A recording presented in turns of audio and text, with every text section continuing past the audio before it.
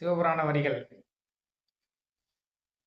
எம்பெருமான் வல்வினையேன் தன்னை மறைந்திட மூடிய மாய இருளை வல்வினையேன் கொடுமையான வினைப்பயனை அனுபவித்துக் கொண்டிருக்கக்கூடிய என்னை மறைத்து மூடியிருக்கக்கூடிய அஞ்ஞானம் என்ற இருளை, என்னை ஒரு இருள் கவ்விக்கொண்டுள்ளது. அது வினைப்பயனால் நான் பெற்ற அஞ்ஞானம். அதான் எம்பெருமான் வல்வினையேன் தன்னை மறைந்திட மூடிய மாய இருளை அறம்பாவம் எனும் அருங்கயிற்றால் கட்டி.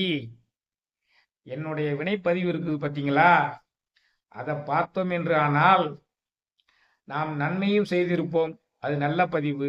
தீமையும் செய்திருப்போம், அது தீவினை. நல்வினை தீவினை. நல்வினைக்கு ஏற்ற இன்பத்தையும் தீவினைக்கு ஏற்ற துன்பத்தையும் தரக்கூடியவன். அப்படி தந்தால் நாம் அனுபவித்தால்தான் நம்மளுடைய பாவங்கள் குறையும். பாவங்கள் படிப்படியாக குறைந்து கொண்டே இருந்து ஒரு நிலையில் பாவங்களே இல்லாமல் போய்விட்டால் நாம் முக்தி நிலையை அடைந்து விடலாம், சிவபுரம் சென்று விடலாம்.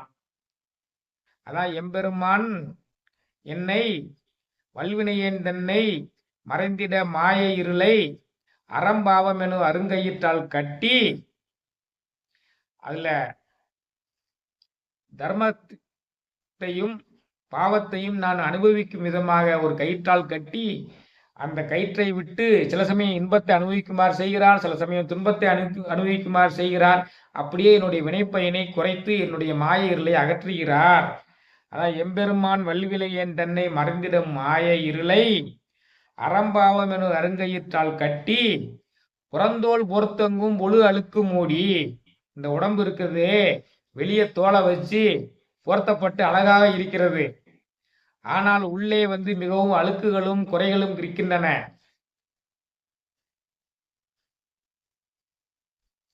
மலஞ்சோறும் 9 வாயிற்குடிலை.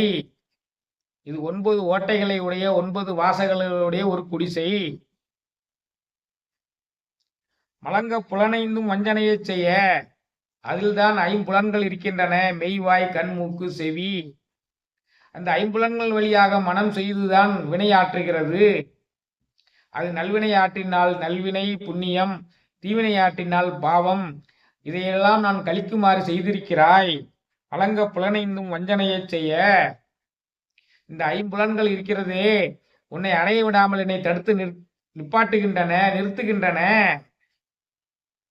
இந்த ஐம்பொறிகளின் வழியாக மனம் இன்பத்தை நாடி சென்றால் நம்மளுடைய மனத்திற்குள் எப்படி இறைவன் வருவான்? அந்த வஞ்சனையை செய்து இறைவனை மனதிற்குள் வரவிடாமல் இந்த ஐம்புலன்களும் செய்கின்றன, மனமும் செய்கிறது. அதையெல்லாம் நீதான் தடுத்து ஆட்கொள்ள வேண்டும். விலங்கு மனத்தால் விமலா உனக்கு. இப்படிப்பட்ட விலங்கு மனம் அது. ஐம்புலன்கள் வழியாக இந்த மனமானது சென்று இன்பத்தை நாடி செல்வதனால் நீ என்னுடைய உள்ளத்திற்குள் வர முடியாமல் போகிறது. அப்படிப்பட்ட பாவத்தை செய்யக்கூடிய விலங்கு மனத்தால் தான் நான் உன்னை வழிபாடு செய்கிறேன். வேற என்ன செய்ய? மானிடராக பிறந்து விட்டால் மனம் போன வழியில் தான் போக வேண்டி இருக்கிறது. அந்த மனதை கட்டுப்படுத்தக்கூடிய கயிறு உன் கையில் தான் இருக்கிறது. அதை எனக்கு கட்டி என்னுடைய மனமானது புறத்தை செல்லாதவாறு காத்து அகத்திலேயே உன்னை நிற்குமாறு செய்வதற்கு அருள் புரிய வேண்டும் என்றுதான் வேண்டுகோள் வைக்கிறார். விலங்கு மனத்தால் விமலா உனக்கு கலந்த அன்பாகி கசிந்துள் உருகும். ஏன்னா இந்த மனம் இருக்கிறதே விலங்கு மனமா இருக்கிறது. சொல்ல சொல்ல கேட்காம இந்த மனம் இன்பத்தை நாடி போகுது. பிறகு கஷ்டப்பட்டு அதை இறையை நோக்கி திருப்புறேன். அதான் கலந்த அன்பாகி கசிந்துள் உருகும்.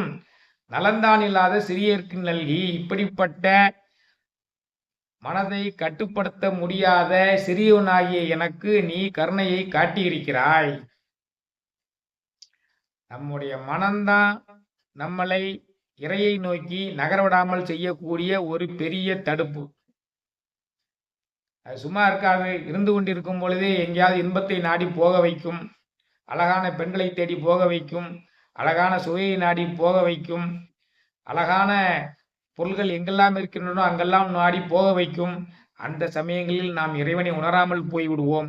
அப்பொழுது வந்த இறைவன் தூர சென்று விடுவான். இந்த மனம்தான் காரணம். அப்போ அந்த மனதிற்குள் நிரந்தரமாக இந்த இறைவன் குடியேறி விட்டால் இந்த தீய எண்ணங்கள் வராம போய்விடும். மனம் முழுதும் சிவத்தால் நிறைந்து கொண்டிருக்கும் பொழுது தீய எண்ணங்கள் வராமல் போய்விடும். அப்போ ஒரேடியாக நான் இறைவனை சேர்ந்து விடலாம்.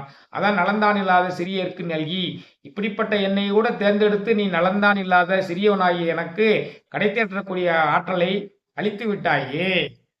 எப்படி அழகா சொல்றாரு பாருங்க. எம்பெருமான்